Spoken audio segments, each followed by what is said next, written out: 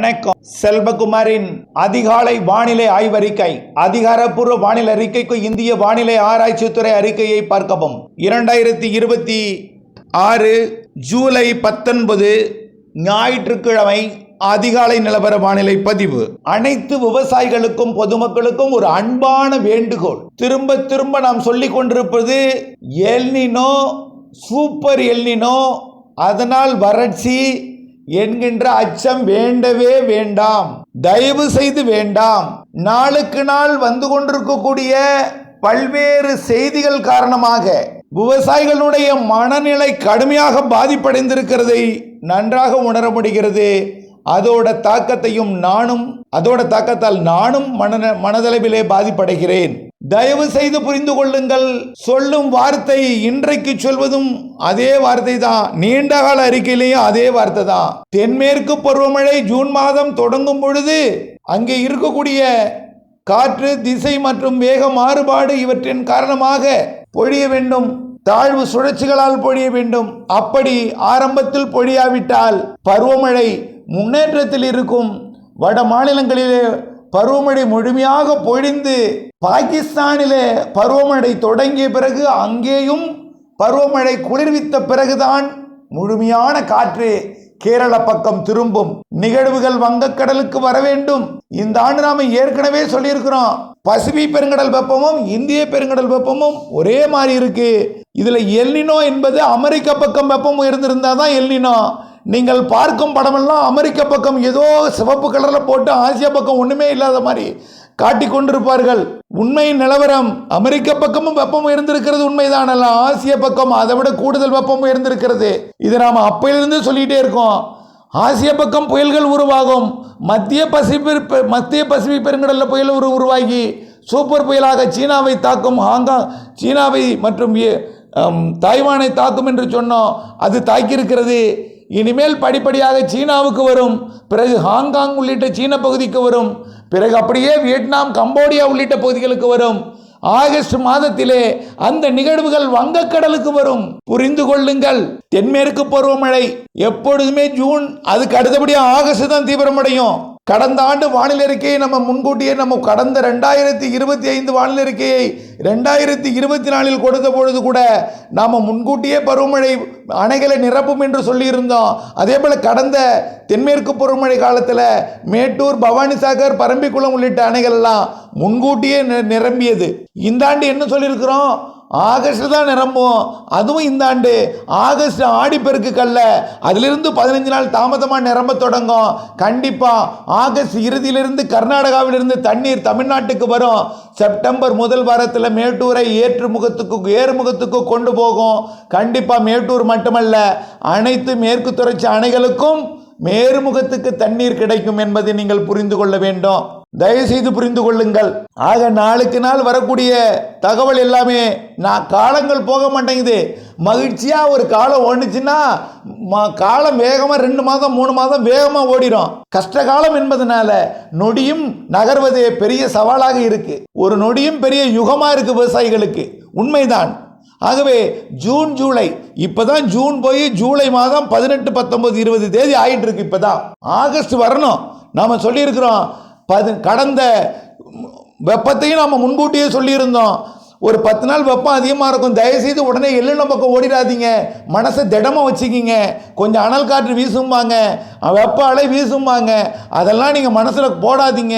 கொஞ்சம் மனசு தைரியமாக வச்சிங்க. 17ஆம் தேதி 18ஆம் தேதி வெப்பம் குறையும்னு சொன்னோம். ஆங்காங்கே மழை இருக்குன்னு சொன்னோம்.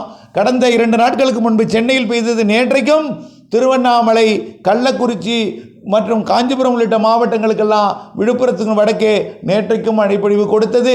ஆக இதன் அடிப்படையில் இன்றைக்கும் மழைப்பொழிவு ஆங்காங்கே இருக்கும். நாளை கண்டிப்பாக இருக்கும். 20ஆம் தேதி இன்னும் கூடுதல் பரப்பில் இருக்கும். ஆனால் இது பெய்வது வெப்பச்சலன இடிமழை. தென்மேற்கு பருவமழை எப்பொழுது தீவிரமடையும் என்று சொல்லியிருக்கிறோம். அதுவும் கொட்டி தீர்த்த அணைகளை நிரப்பும் மழை அல்ல, இல்லாத மழை தொடங்கும். சாரல் மழை பொழிவு வரும். அது 25ஆம் தேதியிலிருந்து 25, 26 நிகழ்வு எப்படி இருக்குன்னு பார்க்கணும். 25, 26ஆம் தேதி பாகிஸ்தான் நோக்கி குஜராத் அருகே ஒரு நிகழ்வு பயணித்து கொண்டிருக்கோம். 25-26 குஜராத்தில் ஒரு தீவிர தாழ்வு பகுதி, ஒரு வெல் மார்க்கல் லோ பிரஷர் குஜராத்தில் இருக்கும். அதே நேரத்தில் ஒரு காற்றழுத்த தாழ்வு பகுதி மேற்கு வங்கம் ஒடிசா பகுதியில் ஒன்று இருக்கும்.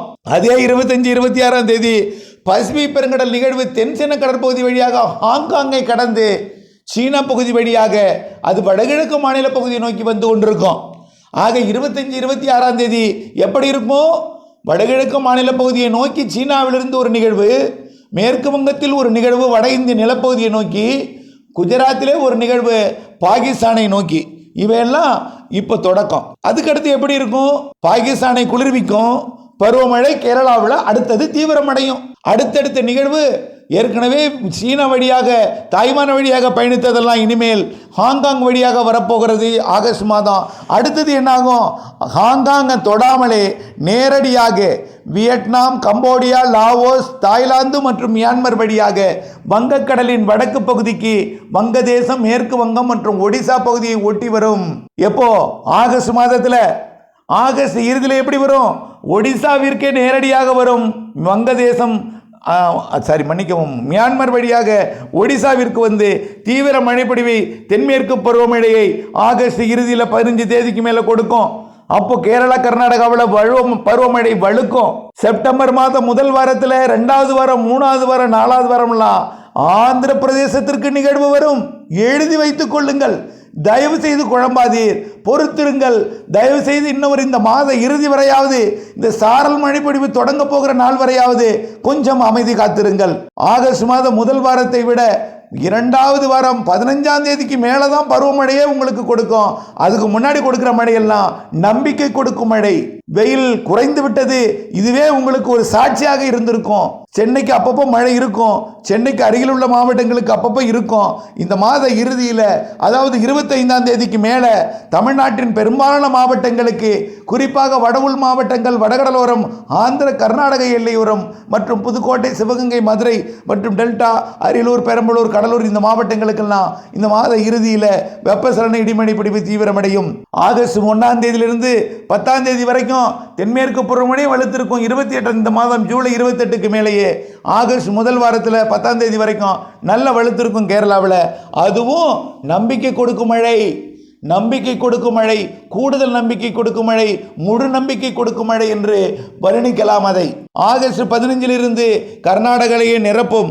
தயவுசெய்து நீங்கள் பாருங்கள், கர்நாடக அணையில், தமிழ்நாட்டு அணையில் எவ்வளவு தண்ணி இருக்குது என்பதை நீங்கள் புரிஞ்சுக்கணும். கர்நாடக அணையில் கேஆர்எஸ்ல பார்த்தீங்கன்னா 49.5 டிஎம்சி கொள்ளளவு கொண்ட கேஆர்எஸ்ல 17.5 டிஎம்சி தண்ணி இருக்கு. 32 டிஎம்சி கொஞ்சம் பற்றாக்குறை இருக்கு, உண்மைதான். ஓகே, அது நிரம்புங்கிறத சொல்ல போறேன். எப்படிங்கிறதையும் பாருங்க, நான் பின்னாடி சொல்ல போறேன். கபினி அணையை பாருங்க, 19.5 டிஎம்சி கொள்ளளவு கொண்ட கபினியில் 12 டிஎம்சி இருக்கு. 7.5 டிஎம்சி தான் குறையுது. 7.5 டிஎம்சிங்கிறது எவ்வளவு? ஒரு நாளைக்கு 11,500 கனஅடி மழை தண்ணீர் கிடைச்சா 7 நாளில் நிரம்பும். புரியுதுங்களா? 11,500 கனஅடி தண்ணீர் கிடைச்சா 7 நாளில் நிரம்பும். ஆகவே அப்போ எவ்வளவு நிரம்புறதுக்கு தேவை சாதகம்? ஒரு 7 நாள் நல்ல மழை பெஞ்சாலும் நிரம்பிடும். ஓகே, கேரங்கியை பாருங்க, 8.5 டிஎம்சி கொள்ளளவு கொண்ட கேரங்கியில் 5.5 டிஎம்சி இருக்கு. இன்னும் 3 டிஎம்சி தான் பற்றாக்குறை இருக்கு. ஹேமாவதி 37க்கு 22 இருக்கு, அதில் ஒரு 15 டிஎம்சி பற்றாக்குறை இருக்கு. ஓகே, கபினியும் கேரங்கியும் முதல்ல நிரம்பினாலே போதுங்க. அது அப்படியே கேரங்கி அணையிலிருந்து கேஆர்எஸ்க்கு வரும், குடகு தண்ணி வரும். அதுவே கர்நாடக அணையில் இருக்க பற்றாக்குறையாக இருக்கக்கூடிய இந்த 32 டிஎம்சியை கண்டிப்பாக ஆகஸ்ட்டில் நிரப்பும். ஆகஸ்ட் இறுதியிலேருந்து கர்நாடகாவிலேருந்து மேட்டூர்லேருந்து தண்ணீர் திறந்து விடுவதற்கு சாதகமான ஒரு வானிலை கை கொடுக்கும். தென்சீன கடல் நிகழ்வு வங்கக்கடலுக்கு வரும். வங்கக்கடலுக்கு வந்து வலுவான தென்மேற்கு பருவமழையை கொடுக்க தொடங்கும். கேரளா வழியாக பருவமழையை காற்றை ஈர்க்கும். கண்டிப்பாக கேரளா கர்நாடகாவில் பருவமழை பொழிவு ஆகஸ்ட் 15க்கு மேலே இருக்கும். சார் என்ன சார் ஆகஸ்ட் 15ங்கிறீங்க, அப்போ 28 இல்லையாங்க? உடனே அதையும் சொல்லிட்டு போண்டே இருக்கு. நம்பிக்கை ஊட்டு மழை, சாரல் மழை, அணைகள் எவ்வளவு நிரம்பணும், நிறைய குறையுது. கண்டிப்பாக அதை நிரப்புன்னு சொல்கிறோம். அதை வேகமாக நிரப்பக்கூடிய காலம், வேகமாக ஏறக்கூடிய வலுவான நிகழ்வு வரக்கூடிய காலம் ஆகஸ்ட் 15க்கு மேலே. அதுக்கு முன்னாடி நிகழ்வுகள் இருக்கும். வட மாநிலங்களுக்கு பருவமழையை கொடுத்து கொண்டிருக்கும், பாகிஸ்தானுக்கு கொடுக்கும், கேரளாவிற்கு பருவமழையை முதல் வாரத்தில் கொடுக்க தொடங்கி அப்படியே சன்னமாக ஏறிட்டு இருக்கும். ஆகஸ்ட்டில் ஒரு 10 தேதி வாக்கில் ஒரு சின்ன இடைவெளி கிடைக்கும், மீண்டும் 15 தேதியிலேருந்து வலுப்பெறும். அதுக்கப்புறம் பிடிக்குதுன்னா அப்புறம் தான் இருக்குது மழையே. மூக்கில் வரல வைப்பீங்க, இப்படியே சொல்லிக்கிட்டே இருக்கீங்களே, பார்ப்போம். பார்க்க தான் போறீங்க. ஆகஸ்ட் 15க்கு மேலே செப்டம்பரு, அக்டோபரு, நவம்பர், டிசம்பர், ஜனவரி 10 தேதி வரைக்கும் நிறைய மழை. அப்புறம் வறட்சின்னு பேதிக்கு பேச மாட்டீங்க. எல்னினோ வெள்ளத்தை கொடுக்குதுன்னு பேச ஆரம்பிச்சிருவீங்க. எல்னினோ அதிக மழை தருது, எல்னினோ என்றார்கள், வறட்சி என்றார்கள், என்ன இப்படி மழை என்று பேச ஆரம்பிச்சிருங்க. ஆனால் ஒன்று அறுவடைக்கு இடையூறு கொடுக்கும் மழைப்பொழிவாக இருக்கும் செப்டம்பர் அக்டோபர் அறுவடைக்கு இடையூறு கொடுக்கும் மழை கண்டிப்பாக இருக்கும். தமிழ்நாட்டில் வெப்பச்சலன மழையும் இருக்கும். கேரளா கர்நாடகாவில் பருவமழையும் இருக்கும். அணைகளை நிரப்பும் மழை செப்டம்பர் அக்டோபரில் நல்லாவே இருக்கும். தமிழ்நாட்டில் வெப்பச்சலன மழையும் இருக்கும். கேரளா, கர்நாடகா, ஆந்திர பிரதேசம், தெலுங்கானாவுக்கும் அதிக மழை இருக்கும். அடுத்தது பார்த்தீங்கன்னா நீர்வரத்து கர்நாடக அணைக்கு 1500 2000 கனஅடி வரைக்கும் வந்துட்டு இருக்கு. இப்போ பருவமழையே இல்லை. பெய்யாத நேரத்திலே 2000 கனஅடி வருது. அப்போ 5 நாளைக்கு 1 டிஎம்சி வருது. 5 நாளைக்கு 1 டிஎம்சி தண்ணி கிடச்சிக்கிட்டு இருக்கு. பருவமழை இப்போ 27ஆம் தேதியிலேருந்து தீவிரமடைய போகுது.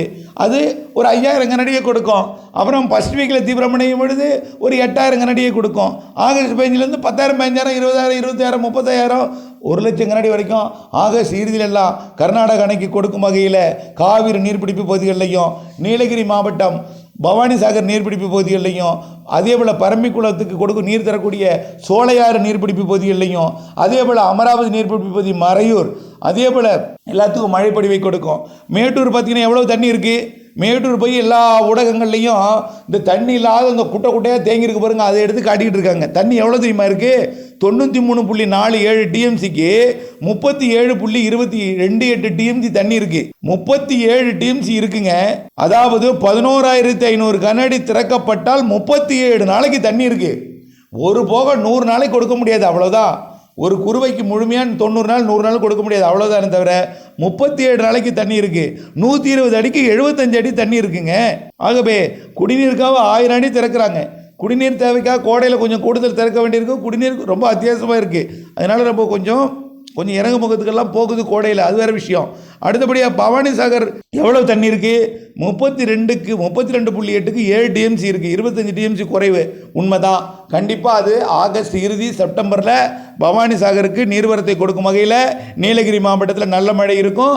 இப்போவே இந்த மாதம் 27ஆம் தேதிக்கு மேலேயே நீலகிரி மாவட்டத்தில் நல்ல மழைப்பொழிவை கொடுக்கும். ஆகஸ்ட் இறுதி செப்டம்பர் பவானி சாகருக்கு நல்ல நீர்வரத்தை கொடுக்கும். அமராவதி 5க்கு 1.25 தான் இருக்குது. 5 டிஎம்சி தாங்க கொள்ளளவு. அதெல்லாம் ஒரு சாதாரணமாக நிரம்பிடும். முல்லை பெரியாருக்கு கொஞ்சம் ரொம்ப கம்மி தான், ரொம்ப 9 டிஎம்சி தேவை முல்லை பெரியாருக்கு. கண்டிப்பாக முல்லை பெரியார் என்பது கேரளாக்குள்ளே தான் இருக்குது. நல்ல நீர்வரத்தை கொடுத்து வேகமாக பெரியார் ஆகஸ்ட்டில் நிரம்பும். வைகையில் 6க்கு 1/2 டிஎம்சி தான் இருக்குது, ரொம்ப கஷ்டம்தான். முல்லை பெரியார்லேருந்து தண்ணீர் கொடுக்கும், வைகைக்கும் தண்ணீர் கிடைக்கும். செப்டம்பரில் ஆகஸ்ட்டு செப்டம்பரில் நல்ல மழை இருக்கும். பாபநாசம் பார்த்தீங்கன்னா 5:30க்கு 1:45 தான் இருக்குது. மணிமுத்தாறு 5:30க்கு 1:45 தான் இருக்குது. இதுவும் வரக்கூடிய ஆகஸ்ட் 15க்கு மேலே கிடைக்கும். பேச்சுப்பாறையில் 4:30க்கு 2:30 தான் இருக்குது. 4:15க்கு 2:15 தான் இருக்குது. அதுவும் கண்டிப்பாக ஆகஸ்ட் இறுதி செப்டம்பருக்கு நல்லா கிடைக்கும். அதுக்கு முன்னாடியே கிடைக்கும். வேகமாக நிரம்புறதுல ஆகஸ்ட் 15க்கு மேலே நம்ம சொல்லிகிட்டு இருக்கோம். கிருஷ்ணகிரிக்கு மட்டும்தான் கொஞ்சம் கூடுதல். கிருஷ்ணகிரி மாவட்ட அணை தான் கொஞ்சம் கூடுதல் இருக்குது. சாத்தனூர் அணையை பார்த்தீங்கன்னா 7.3க்கு 2 இருக்குது. ஒரு 5 டிஎம்சி குறையுது. அதெல்லாம் வடகிழக்கு பருவமழை காலத்தில் நிரம்பக்கூடிய அணை, உள்ள அணை. அதெல்லாம் சோலையாறு 5க்கு 2 இருக்குன்னு 3 டிஎம்சி தாங்க. அதெல்லாம் ஈஸியாக நிரம்பணுங்க. 3 டிஎம்சிலாம் 3 டிஎம்சிங்கிறது 11,500 கனஅடி 3 நாள். சும்மா சாதாரணமாகவே சோலையாறுலாம் நிரம்பிடும். பரம்பிக்குளம் 13:30க்கு 10 டிஎம்சி குறையுது. அதெல்லாம் சாதாரணமாக நிரம்பிடும் ஆகஸ்ட்டில். ஆழியாறு உள்ளணை 3:30க்கு 0.5 தான் இருக்குது. அதுவும் வரக்கூடிய ஆகஸ்ட் செப்டம்பரில் நிரம்பிடும். திருமூர்த்தி 1.25க்கு 3/4 தான் இருக்குது.